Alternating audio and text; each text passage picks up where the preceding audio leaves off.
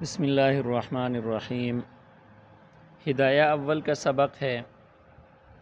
قال ويستحب للمتوضئ ان ينوي الطهارة فالنية في الوضوء سنة عندنا وعند الشافعي رحمه الله فرض لأنه عبادة فلا يصح بدون النية كالتيمم ولنا أنه لا يقع قربة إلا بالنية ولكنه يقع مفتاحا للصلاة لوقوعه طهارة باستعمال المطهر بخلاف التيمم لأن التراب غير مطهر إلا في حال إرادة الصلاة أو هو ينبئ عن القصد۔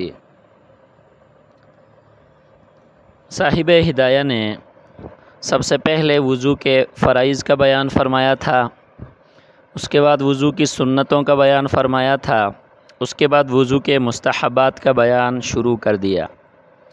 وضو کے واجبات کا بیان نہیں کیا، اور اس کی وجہ یہ ہے کہ وضو کے اندر کوئی واجب نہیں ہے۔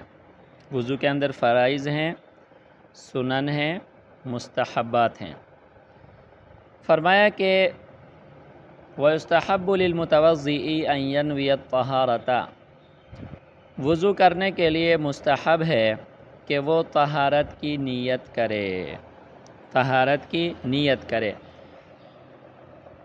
آگے صاحب ہدایہ نے فرمایا فَالنِّيَّةُ فِي الْوُضُوءِ سُنَّةٌ عِندَنَا وَعِندَ الشَّافِعِيِّ رَحِمَهُ اللَّهُ فَرْضٌ۔ فرمایا کہ ہمارے نزدیک وضو میں نیت کرنا یہ سنت ہے، تو گویا کہ یہاں مستحب جو ہے وہ سنت کے معنی میں ہے۔ صاحب ہدایہ کے نزدیک نیت کرنا، وضو کے اندر نیت کرنا، یہ کس میں سے ہے؟ سنتوں میں سے ہے۔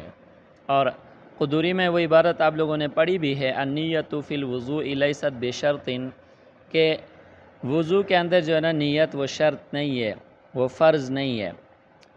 تو بہرحال وضو کا حکم کیا ہے، وضو کے اندر نیت کا حکم کیا ہے، اس کو سمجھنے سے پہلے نیت کا سمجھنا ضروری ہے۔ نیت دل کے ارادے کو کہا جاتا ہے، دل سے کسی کام کا جو ارادہ کیا جاتا ہے اس کو نیت کہا جاتا ہے۔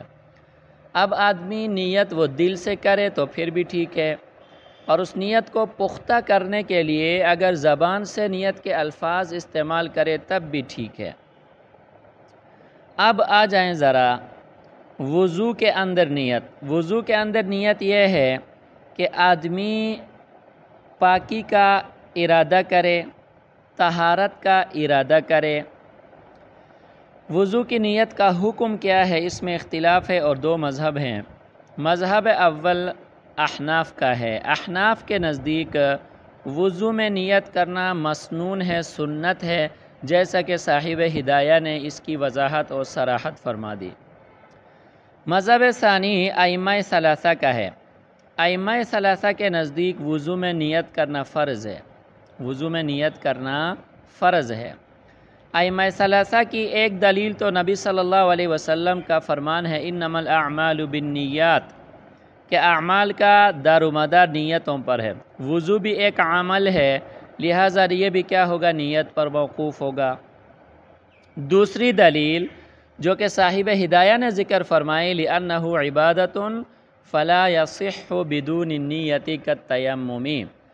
دوسری دلیل امام شافعی رحمہ اللہ اور دوسرے حضرات کی یہ ہے کہ یہ فرماتے ہیں کہ وضو عبادت ہے، اور عبادت بغیر نیت کے صحیح نہیں ہوتی، جیسا کہ تیمم کے لیے نیت کرنا ضروری اور فرض ہے، کما قلتم، اسی طرح وضو کرنے کے لیے بھی نیت کرنا ضروری اور فرض ہے۔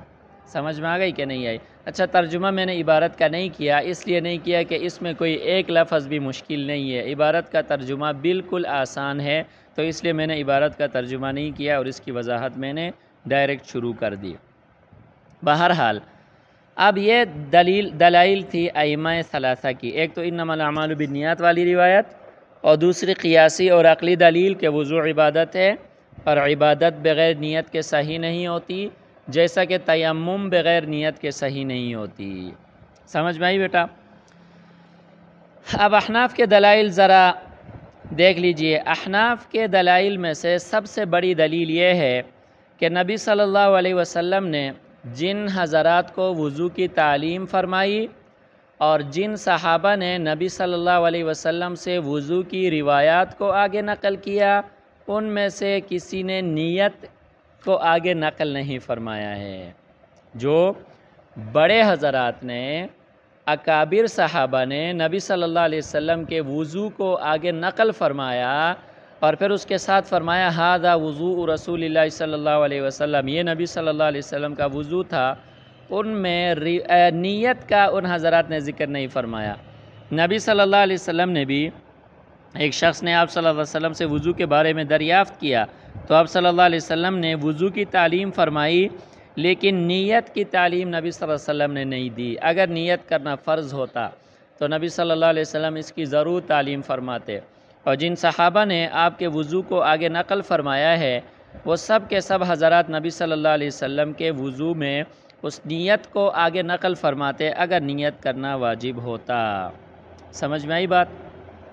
اچھا جی، اب وضو میں نیت شرط کیوں نہیں ہے؟ اس کے لیے دوسری ایک تو دلیل یہ ہے، دوسری دلیل نقلی ہے، دوسری دلیل عقلی ہے، قیاسی دلیل ہے۔ عقلی دلیل یہ ہے کہ طہارت وضو کے لیے شرط ہے۔ طہارت وضو کے لیے کیا ہے بیٹا؟ شرط ہے۔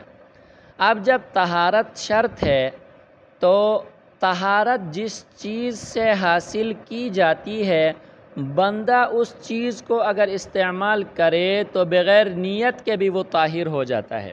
اب دیکھیں، پانی جو ہے یہ آلہ طہارت ہے، طہارت کو حاصل کرنے کا آلہ اور ذریعہ ہے۔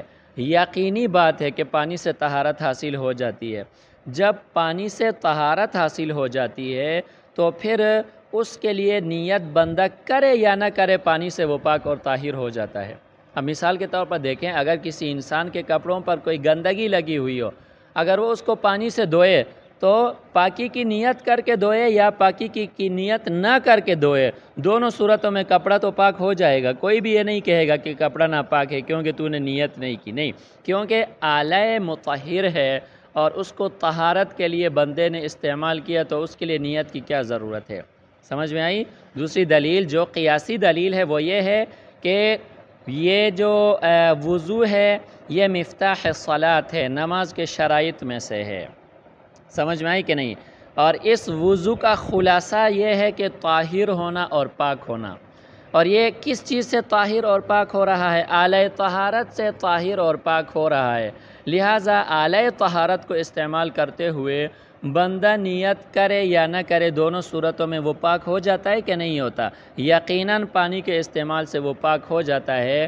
تو لہٰذا جب پانی کے استعمال سے وہ پاک ہوا اور نماز کے لیے بھی پاکی شرط ہے، تو وہ جو طہارت ہے جو نماز کے لیے شرط ہے وہ تو بغیر نیت کے بھی کیا ہو گئی؟ حاصل ہو گئی۔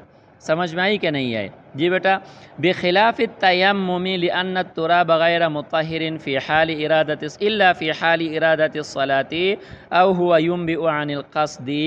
یہاں سے امام شافعی رحمہ اللہ کی دلیل کا جواب ہے۔ امام شافعی رحمہ اللہ نے یہ دلیل پیش فرمائی تھی کہ وضو کو انہوں نے تیمم پر قیاس کیا تھا۔ جواب دیا کہ تیمم کو، وضو کو تیمم پر قیاس کرنا قیاس مع الفارق ہے۔ قیاس مع الفارق اس لیے ہے کہ وضو کیا جاتا ہے پانی کے ذریعے سے، اور پانی بذاتہ ہی مطہر ہے۔ پانی بذاتہ ہی کیا ہے بیٹا؟ مطہر ہے، پاک کرنے والی چیز ہے۔ تیمم کیا جاتا ہے مٹی سے، مٹی بذاتہ ہی مطہر نہیں ہے، مٹی مطہر نہیں ہے۔ ظاہری طور پر اگر دیکھا جائے تو مٹی سے جو ہے نا پاکی حاصل نہیں ہوتی، بلکہ انسان جو ہے نا وہ گندا ہو جاتا ہے اگر مٹی کو استعمال کیا جائے۔ یہ میں ایک ظاہری بات کر رہا ہوں، اچھا، وگرنہ جو ہے نا وہ پاک مٹی کو پاکی کے لیے استعمال کیا جا سکتا ہے کیونکہ نص قرآنی وارد ہے، لیکن ظاہری طور پر اگر دیکھا جائے پانی مطہر بذاتہ ہی ہے۔ آسان الفاظ میں پانی مطہر بذاتہ ہی ہے۔ تراب مٹی، صعید طیب، یہ اگرچہ خود طاہر ہے، پاک ہے کیونکہ پاک مٹی ہے۔